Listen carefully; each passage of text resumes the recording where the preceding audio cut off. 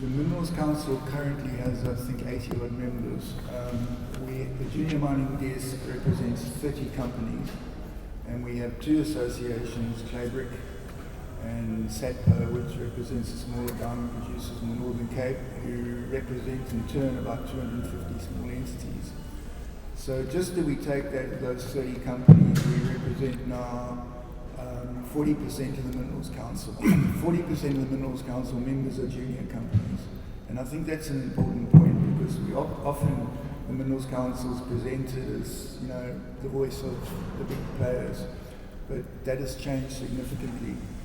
The Junior Mining Desk, we have quite an extensive program of work. We support our juniors one-on-one. They come to us with problems, challenges. As Alex said, we have a leadership forum which is made up of 10 CEOs of the juniors, and they work on strategy. We try and address their challenges and take it up with the relevant authorities. We run public workshops on topical issues. We run on finance. We run on the mining charter. We run on water. We run on a whole. We have about 2 public workshops a year, and they're pretty well attended. We have a group of mentors who we can call on, ex-CEOs in cases where they needed, and obviously we policy lobby. That's a key part of what our job is. So that's really about the desk. Now, what I want to talk to today is that, and what I didn't mention is that we also conduct research, ongoing research, because we need to understand the sector. And this document that you've got in front of you is it's a summary of a major study that we produced last year and presented at a workshop. And I think what I'll do is just, we've made it very easy for you. All the stats are there, you don't have to write them down. But I think what I'll do is just go through the booklet and just highlight some of the points. I was just thinking, we often compare our junior sector with the leaders in this field, like Canada and Australia, and we say how far behind we are. But I was just reflecting on this. Having been a commentator in this area for the last 20 odd years, I thought back 20 years ago where we were, and in fact, there were hardly any juniors in South Africa at all. I mean, it was an industry structure with large companies, and under that you had quarries and artisanal miners. This junior sector didn't really exist. I mean, there were a few pioneers like Simon Malone from Metarex, but they found the environment quite hostile, quite frankly. And I think in 20 years, if I look at where we are now, we've moved forward. We've definitely moved forward, and there's this whole layer under the major companies, which represents us juniors. So I'll just get straight into the research now. The first thing that we really had to do is define the sector, and our table on page 9 defines the sector. We obviously there's a continuum. You've got explorers, developers, and then you go into small miners, micro miners, small miners, medium miners, and then into large miners. And we've attached financial parameters to each of those categories. And the two reasons why we did this. First of all, if you want to conduct research and find out the size of the sector, if you want to go to stats, like to Stats SA, and you want to find out how big is this junior sector, what's its economic contribution, you've got to start with a category. So this category informed our research approach. The second reason is policy lobbying. If you go to government, you go to the DMR, you're talking about junior mining, you've got to say who we're talking about. The first question they'll ask you, who are junior miners? Who are small miners? So we've got our definition. We're hoping that this is accepted as a standard definition. We use this in the charter negotiations. We put in a separate submission on the charter, and we've got some concessions. We wanted 500 million cut off as a junior. That's annual turnover. The DMR came back and gave us 150 million. We're hoping that conversation, and Errol perhaps will talk more about this, we're hoping that conversation is going to continue, because we feel that threshold is far too low. Okay, moving on. Simplified value chain on page 10. What it really tells us, and what our research has shown, is that international juniors are largely explorers and maybe developers, but they're specialist exploration companies.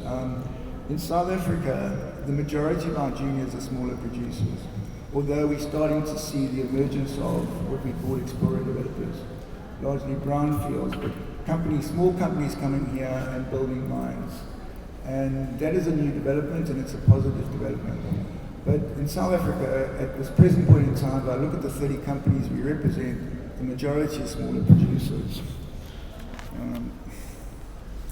Okay, the junior mining licenses, as you can see on page 14, majority in industrial minerals, diamonds followed, coal, and then iron ore, manganese, and semi-precious stones and gold. But industrial minerals clearly make up the majority, but diamonds and coal are quite significant. And our membership represents that spread. In terms of direct jobs, again, I'll just tell you where these stats came from. Stats SA. We employed a professional researcher, and so we're confident this information is valid. It was followed with a correct methodology, etc. We calculated that there's 45,000 direct jobs in the junior sector at this point in time, and this study was done in 2018. Okay, the business nature of, and again, this just we go back to how the sampling. We had a sample of 30 companies, and this is the result of a questionnaire. Business nature of junior miners in the survey: exploration company with no mine, 41%; company not listed, one operating mine, 29%. So we see 40% of our sample are exploration companies, the rest are smaller producers. Strategic objectives of junior miners. This is again where we see the differences between Australia and South Africa. The majority of our juniors want to become miners. Even if they're exploration development stage, their objective is to run a mine. So we're looking at a sector that wants to invest on the longer term, as opposed to a pure exploration company which goes out, looks for reserve, and then sells it on, as is typical in Canada and Australia. Greatest single challenge facing junior miners? Well, right at the top of the regulatory environment. This comes through time and again, and you know, it's two levels of a regulatory environment. It's actual regulations themselves, on the one hand, but it's also the interpretation of the regulations through the different officers. This is a major challenge, and we're now looking at sort of drilling down and trying to specifically look at what these key challenges are and put a document together which we can take forward. In other words, document what are the particular challenges, and I'm sure Errol will talk more about that. Perceived impediments to attracting investment on page 21. At the top of the list is uncertain regulatory environment. I think this is well documented in the press. You know, the mining charter is still not put to bed. There's still some loose ends. This study was done in 2018. I think the interesting thing about surveys is that it's a snapshot. It's like a photograph. And if you do the survey in 2 years' time, if we've got the charter bedded down, we might find more stability. We might find that the miners perceive the regulatory environment to be more stable. But at this point in time, that is seen to be the biggest risk. Junior miner perceptions of the mining charter.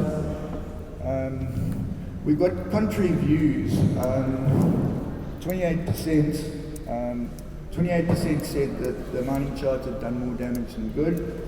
However, that's offset by 21% who said that it helped transform the mining industry.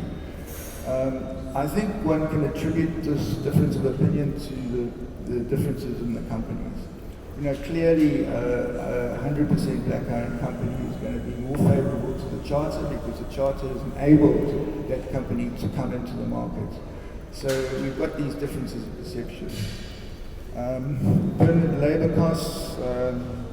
majority between 10 and 15 million permanent labour costs, which shows that our members most of them are fairly small companies.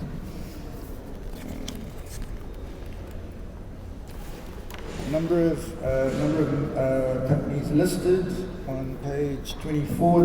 It's a bit of a depressing chart. That when you look at Canada, Australia, and Chile, and the London Stock Exchange, you see the number of listed juniors. You see how small it is in South Africa. I think it's probably under 10 at this point in time. We'd like to see more juniors listed, but again, this goes with the development of the sector. So in conclusion, I think we're making progress, but we've got a long way to go. I think this sector's got huge potential. It's got massive potential to create jobs and to create new enterprises. There's a figure there which I didn't quote on annual turnover. The total annual turnover was 54 billion, and the spend was around 54 billion. So this is an industry that's spending into the market, and I think that we really need to grow and develop. Thanks.